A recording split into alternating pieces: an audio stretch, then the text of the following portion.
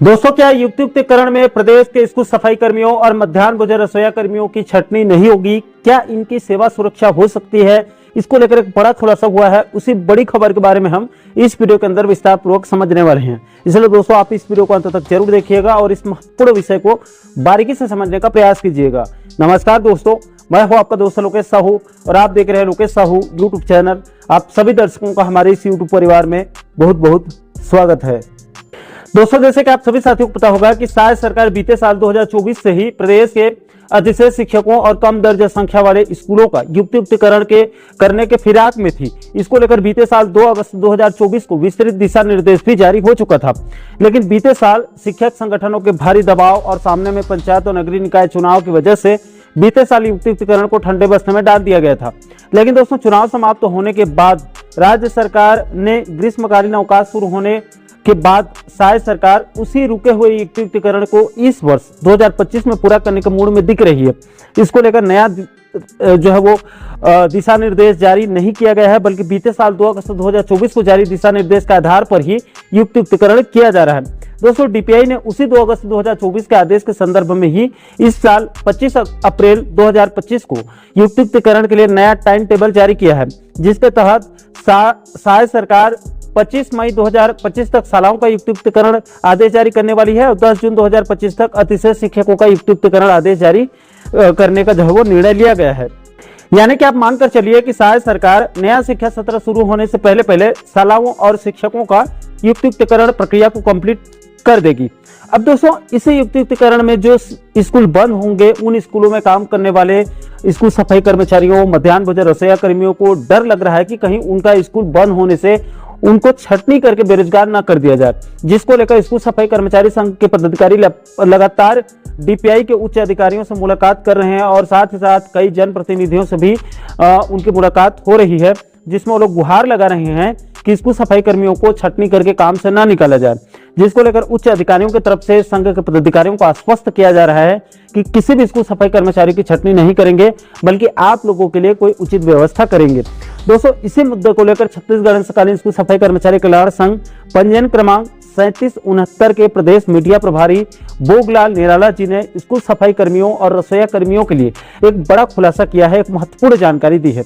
दोस्तों, भोगलाल निराला जी ने जानकारी देते हुए बताया कि इसी युक्तियुक्तिकरण प्रक्रिया में उसी 2 अगस्त 2024 के संदर्भ में बीते साल 22 अगस्त 2024 को लोक शिक्षण संचालनालय यानी कि डीपीआई से सभी जिला शिक्षा अधिकारियों को एक आदेश जारी किया गया था, जिसमें युक्तियुक्तिकरण शालाओं के चल अचल संपत्ति तथा अभिलेखों का हस्तांतरण और स्थायी संधारण करने के लिए विस्तृत निर्देश जारी किया गया था। यानी कि सरल शब्दों में कहूं तो युक्तियुक्तिकरण होने से जिन स्कूलों को आपस में मर्ज किया जाएगा, उन स्कूलों में जो स्कूल बंद होंगे तो बंद होने वाले स्कूलों के चलाचल संपत्ति और पूरा दस्तावेज और अन्य स्टाफ जैसे कि लिपिक, भृत्य, सफाई कर्मी, रसोईया कर्मियों का क्या किया जाएगा, उसके बारे में भी विस्तार पूर्वक बताया गया है।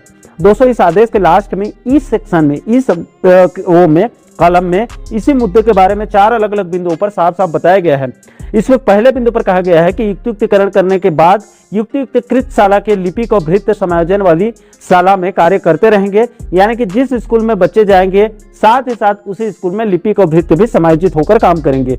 भले 2-2, 3-3 स्टाफ एक ही स्कूल में रहेंगे, लेकिन उनको काम से नहीं निकाला जाएगा। इसके बाद आगे दूसरे बिंदु पर कहा गया है कि युक्तियुक्तिकरण के बाद युक्तियुक्तकृत शाला के मध्याह्न भोजन अंतर्गत कार्यरत रसोईया कर्मचारी समायोजन होने वाली शाला में वो भी काम करेंगे। युक्तियुक्तिकरण से यदि स्व-सहायता समूह प्रभावित होते हैं तो उसके संबंध में संबंधित ब्लॉक के अनुविभागीय अधिकारी यानी कि एसडीएम निर्णय लेंगे। यानी कि इस बिंदु में स्पष्ट कर दिया गया है कि रसोईया कर्मियों को भी काम से नहीं निकालना है।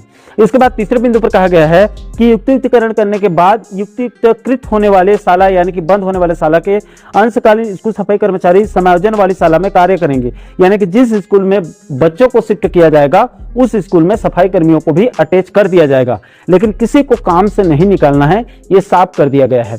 इसके बाद अंत में चौथे बिंदु पर कहा गया है कि एक ही परिसर के विद्यालयों के समायोजन में अंशकालीन सफाई कर्मचारी, रसोईया और स्व सहायता समूह यथावत कार्य करते रहेंगे। दोस्तों, इसको आपको और सरल भाषा में बताऊं तो देखिए, इस आदेश में साफ कर दिया गया है कि जिस स्कूलों में कम दर्ज संख्या है, यानी कि वहां पर दर्ज संख्या से कम बच्चे हैं, ऐसे उन स्कूलों को बंद करके आसपास के स्कूलों में मर्ज किया जाएगा और बच्चों को वहां पर शिफ्ट कर दिया जाएगा और वहां पर काम करने वाले शिक्षकों को भी दूसरे स्कूल में शिफ्ट कर दिया जाएगा। लेकिन दोस्तों उन स्कूलों में जो स्कूल सफाई कर्मचारी, मध्याह्न भोजन रसोईया कर्मचारी, लिपिक और भृत्य काम कर रहे हैं, उनको भी आसपास के स्कूलों में मर्ज किया जाएगा, किसी को काम से नहीं निकाला जाएगा। इसके अलावा एक ही परिसर में, एक ही कैंपस में 2-3 स्कूल संचालित हो रहा है, तो उसमें जिन स्कूलों में कम दर्ज संख्या है उसको बंद करके उसी परिसर के दूसरे स्कूल में शिफ्ट करके पूरे स्टाफ को वहां पर शिफ्ट किया जाएगा। तो दोस्तों युक्तिकरण के समायोजन के संबंध में बीते साल 2 अगस्त 2024 के संदर्भ में जो 22 अगस्त 2024 को जारी निर्देश से अब स्पष्ट हो चुका है, क्योंकि यह आदेश अभी तक प्रभावी है और आगे भी रहेगी, क्योंकि 2024 के नियमों के तहत ही अभी 2025 में युक्तिकरण हो रहा है। इसलिए इस आदेश से अब स्पष्ट हो चुका है कि युक्तिकरण प्रक्रिया में किसी भी स्कूल सफाई कर्मचारी, मध्याह्न भोजन रसोईया कर्मचारी, लिपिकों और भृत्य कर्मी को किसी को भी छटनी नहीं किया जाएगा, किसी को भी काम से नहीं निकाला जाएगा। इसके लिए आप जो है वो निश्चिंत रहें। और दोस्तों अगर कोई अधिकारी दुश्मनीवश किसी भी कर्मचारी को युक्तिकरण के नाम पर जबरदस्ती काम से निकालता है, तो इस आदेश को हाई कोर्ट में चुनौती दिया जा सकता है, क्योंकि यह आदेश अभी भी प्रभावी है और आगे भी रहेगी। इस आदेश को दिखा देने से वो अधिकारी सस्पेंड भी हो सकता है, उसके ऊपर सख्त से सख्त कार्रवाई भी हो सकती है। इसके अलावा दोस्तों स्कूल सफाई कर्मचारी संघ के मीडिया प्रभारी भूगलाल निराला जी ने यह भी जानकारी दी है कि कल 11 मई 2025 को छत्तीसगढ़ अंशकालीन स्कूल सफाई कर्मचारी कल्याण संघ की राजधानी रायपुर में दोपहर 12 बजे से प्रदेश स्तरीय बैठक होने वाली है, जिसमें अंशकालीन स्कूल सफाई कर्मचारियों का अंशकालीन से पूर्णकालीन कलेक्टर दर और 50% वेतन वृद्धि सहित विभिन्न मुद्दों को लेकर खुलकर चर्चा होगी और आगे आंदोलन की रूपरेखा पर ठोस रणनीति बनाई जाएगी। इसलिए निराला जी ने इस वीडियो के माध्यम से प्रदेश के सभी स्कूल सफाई कर्मियों के पदाधिकारियों से अपील किया है कि कल 11 मई के बैठक में ज्यादा से ज्यादा लोग शामिल होकर इस बैठक को सफल बनाएं। तो आशा करता हूं दोस्तों कि आप इस वीडियो के माध्यम से स्कूल सफाई कर्मियों और रसोईया कर्मियों से जुड़ी पूरे मामले को बिल्कुल सरल शब्दों में आप अच्छे से समझ गए होंगे। दोस्तों इस पूरे मामले को लेकर, इस पूरे मुद्दे को लेकर आप क्या सोचते हैं, आप लोगों की क्या राय है, नीचे आप लोग कमेंट बॉक्स में अपनी प्रतिक्रिया आप लोग जरूर शेयर कीजिएगा। और दोस्तों इस वीडियो के अंदर बताए गए उस आदेश का पूरा पीडीएफ हमारे टेलीग्राम चैनल पर अपलोड कर देंगे।